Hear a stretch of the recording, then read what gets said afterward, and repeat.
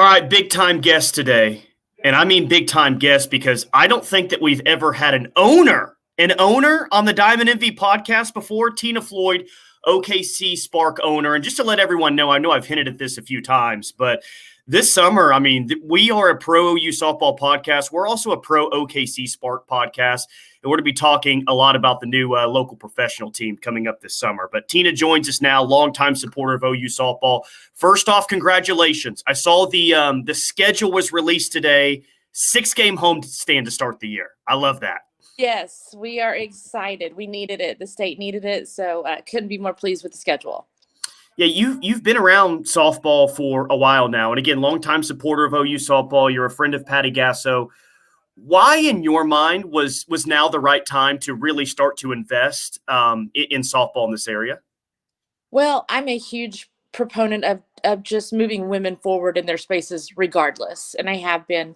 And just being friends with Coach Gasso and being around the sport for as long as I have been, you see that trend climbing year after year after year. Mm-hmm. And it's not going anywhere. I think people are realizing the validity of women in this space. When you can have 400,000 plus more viewers than the men's College World Series, those stats don't just happen out of nowhere. So it was a huge process to really consider this, if this was the time and in the space, and it is. There is no better place than Oklahoma City to get this started for us. Softball capital of the world, right? I mean, I totally agree with that. And, I know you want fans all over the country, all over the world, but you have made it pretty easy for OU fans to root for your team. They're the team in the own backyard, and you've got a lot of former Sooners as well. So I'm going to guess that you have a large contingent of OU and Oklahoma State fans. Oklahoma State's been a very good softball program as well. I think you signed Chelsea Alexander maybe a few weeks ago, but I'm going to guess you got to be pretty excited about bringing that crowd over as well this summer. 100%. We want this to be a community-based team, a lot like the Thunder or the Dodgers. The state gets behind those teams, and we want the same for our athletes as we bring this pro sport to Oklahoma. So getting, when you look at the programs in the state, Oklahoma and Oklahoma State, there's some of the best athletes in this sport there is. So yeah. It's not hard. It's not a hard sell for the ladies that I've, negotiated with of, hey, let's keep playing and let's build something in your own backyard. And so once I had that great conversation with Jocelyn, it was a done deal and sealed the deal for us. I'm sure that you talked with Patty throughout the entire process when you were, deciding to get the team going. What has been her thoughts on, you getting an Oklahoma City team or really an Oklahoma team going on the professional circuit? Sure. And I think you first hit that on the head. We're based out of Oklahoma City, but we want people from all over the state. This is our state. So thank you for mentioning that. But Coach Gasso's been a friend of mine for many years, and just I've admired her from afar. And then as we became friends, it was there's just so much there to take in. So when she speaks, I listen. And when she offers advice, it's just sound, very well thought out advice. But she and I did talk about this, and she's excited to see this game grow and allow these women a place and a space to continue their professional career. It's just not there for them in many places yet. So to see me kind of step in and do this, my husband and I just decided it was time to get it done. She has been nothing but support for us from the beginning. Sure. And maybe you've had a more inside look at the program than most fans have. I mean, Patty on a personal level. What do you think makes her such a great head coach? Because, Tina, I think by the time it's all said and done, like we might have a Mount Rushmore of college softball head coaches. Actually, I think that if we were to do that now, like who knows how long Patty's going to coach. I think she's got more national titles in her. I think if we had that conversation now, she's on the Mount Rushmore. But she certainly will be by the time she's done and maybe considered the best ever. Like what makes her one of the best ever in your mind? For me, and the things I've seen her do with her athletes and just the people that admire her and mentor her, she listens. She's a great listener. And when something does come out of her mouth and she wants to tell something, it's so captivating. She's not just talking to hear herself talk. She's not full of anything. She's just passing her wisdom, and when she speaks, you listen. And I think the females that she coached listen and respect that from her. It's just wisdom upon wisdom upon wisdom. And I'm friends with my coach is one of her former players as well. Mm-hmm. But I'm friends with many of her former players, and they say the same thing. It's not like you're scared when Coach Gasso speaks. You just want to soak up when she speaks to you. You want to hear it and take it further with you. So for me, and that's how it is for me as well. I threw out a first pitch for this fall, and I really thought I was going to do okay, and I didn't. The spirit, like, not, I wasn't scared of what's Coach say, but you don't want to disappoint her in any way. Sure. And I'm sure our players, I don't want to speak for all of them, but I that's how I feel, and I know how some of her former players feel too. Yeah. Unanimous #1 coming into the season. It's just crazy, Tina, because they had one of the best softball teams of all time, maybe the best college softball team last year. And now there's talk of, well, maybe the lineup's a little bit deeper this year. Maybe they're a little bit deeper in the circle. It's just crazy, the program she's built. What are your thoughts about this team going into the season? Yeah, I watched some fall ball, and I watched the summer, that transfer portal like everybody else does. And Coach Gasso is just amazing on knowing what holes to fill and where the help is needed. And I'm with you. I think the schedule, or this team that she's put together this year, is going to be pretty hard to beat. I won't say it won't happen, because things happen, but bringing on Strabo and Haley Lee and some of those, their lineup's loaded. So I will never jinx anything, because that's I can't have that on me, but I would look for them to make a huge run again this year. Yeah, I was at the Lloyd Noble Center this past weekend, and you see the construction of the new softball stadium. And it's interesting, Tina, because I like to ask, some of the current players and maybe some of the ex-players, like, is it a bittersweet moment for you? Because, yeah, it's exciting. They're going to have one of, if not the best softball facility in college softball, coming. But so many great memories were made at Marita Hines Field. And you've been at Marita Hines Field countless times. So as you, as a fan, as a supporter, how do you feel about the new venue? Because, OU softball was really kind of born in this current facility. But again, this new one's going to be so exciting, more fans. How do you feel about that change that's coming up? I think that change is great, and we have to accept it. I think the softball program actually started across the street at Reeves Park. Yeah.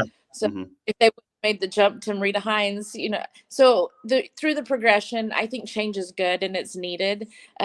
The more fans want to watch them.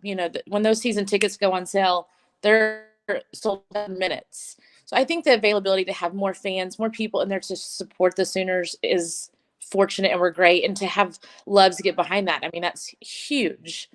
I do think there's lots of sentimental pieces in Marita Hines, and I hope we get to still see that in some capacity, because it served a great purpose for what it's done. Sure. You signed a lot of great players recently. Kalani Ricketts, which is obviously a fan favorite, but you signed the home run queen, Jocelyn Allo. How did that feel, Tina, to know that the home run queen of college softball is going to be playing for you next year? What was it like in that moment when you got the deal done? Yeah, it was fantastic. From the moment we created the Spark, it was, we got to get Jossie back home. We just have to.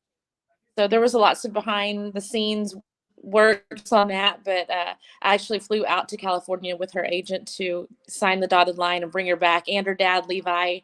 And it was just a great feeling, I think, for all of us. Jossie feels home, second home, but and then just to get to see her continue that career is amazing. I went to Hawaii and watched her hit, that record-breaking home run. And so I've known Jossie for a little bit, and just her story and who she is, she's a great person. But to have her back here in her second home is feeling like no other. Which, by the way, OU fans, Spark fans, if you want a Jocelyn Allo OKC Spark jersey, you can get one of those. They are available, OKCSpark.com. Probably going to be wearing one this summer as we talk about the Spark on the podcast. But June 15th, it gets started for the OKC Spark. First 6 games are in the state of Oklahoma. And all those jerseys are available. OKC Spark has that full schedule. It's gonna be a really, really fun summer. How is no, go ahead with that. No, it isn't, and we'll be adding other jerseys to that as well. There's Okay. going to be to see a Lindsey Elam jersey, a Kalani Ricketts jersey, Chelsea Alexander. So they'll all be on sale soon. But pick your favorite if you have one, because there's so many that you'll want to wear. Yeah. How's Lauren Chamberlain been doing? She seems like she's really excelling with her new role. Lauren's fantastic. She's doing a great job with this. What better face, what better person to lead this league? And it's not always easy in a leader role like that, in that position, but she's handling well with grace, and very excited to have her in this as well. Yeah. I just can't wait. Excited for you, excited for the state of Oklahoma, just to, because we all leave Oklahoma City, normally watching OU win a national championship. You're just on this high for softball, like you just maybe it's been a long season, but everyone leaves Oklahoma City just saying like, God, I kind of want more. I don't want the season to be over. So I think it's brilliant that you're capitalizing on that high that people have leaving Hall of Fame Stadium. And then you're going to get started like very soon after the World Series, correct? Yes, very soon. So that letdown period won't be long, and we'll actually have 4 draft picks too. So cool. we'll have a draft in April. Of course, we can't really negotiate anything with them until their final day of play, but we'll have additional former players after that. So the team will keep growing, but we won't have that huge letdown. I know in Oklahoma it's hard because you have the Thunder, then OU softball, and then we start talking about football. Yeah. There's that. So hopefully the Spark can fill that gap, get fans out. We'll be on a streaming platform as well, so fans can see it that way. Those announcements are all coming soon, but we're excited to be able to offer that to the city, to the state, and to the fans. 4 draft picks in April. So that'll be before the season actually starts. So that's got to be interesting for you because you've just been watching softball as a fan for all these years. Like, what's it like now? Are you watching softball saying to yourself, yeah, she'd look good in OKC Spark blue? Like, are you having to watch the game a little bit differently than you did previously? Absolutely. But that's also have Coach Flores and Jim Gassos, our assistant general manager. Yeah. Let them really look at those things and vet it out. And I trust their opinion 100%. But yeah, it's exciting on a different level now to watch. Yeah. Last question I have, and we were talking about Patty, but it seems like every time I go to an OU softball home game, I see Jim around there somewhere. Jim's, walking around to the outfield bleachers, singing hi to someone. He's almost like the mayor of Marita Hines Field when you see him walk around. So just your decision to add him to your staff, and what do you think that he's going to bring? Because he seems like just one of the more genuine dudes on the face of the planet. He is. He's very genuine. What you see with Jim Gasso is what you get. And he has a huge mind for the sport as well. And Jim has a master's degree. He's been in education. He's been an administrator or I can't even think of the word. Athletic director, excuse me. So he's been around. Jim's very accomplished in his own right. So to have his softball mind and what we're looking for, it was just a huge addition. But if I ever tell him that you called him the mayor of Marita Hines, I'll never hear anybody. So I'm not going to tell him. Okay. Yeah. No one, if you're listening, do not tell Jim that I referred to him as the mayor of Marita Hines. If you're watching on our YouTube feed, you can see Tina has an awesome OKC Spark hoodie. If you're listening to this in audio form, OKCSpark.com. They have gear there as well. So get ready for the upcoming season, which is going to get underway June 15th. 6-game homestand to start the year. Yes. Tyler, we'd love to have you out sometime. So just tell me when. Well, first game of the year. How about that? Does that work? Yeah, I'm going to be there for the season opener. Tina, thank you so much. Enjoy this OU softball season. Yes, I know we all will. And best of luck this upcoming summer. All right. Thank you. I appreciate it. Thanks for having me this morning. Yep. Thank you. Tina, anything you ever want to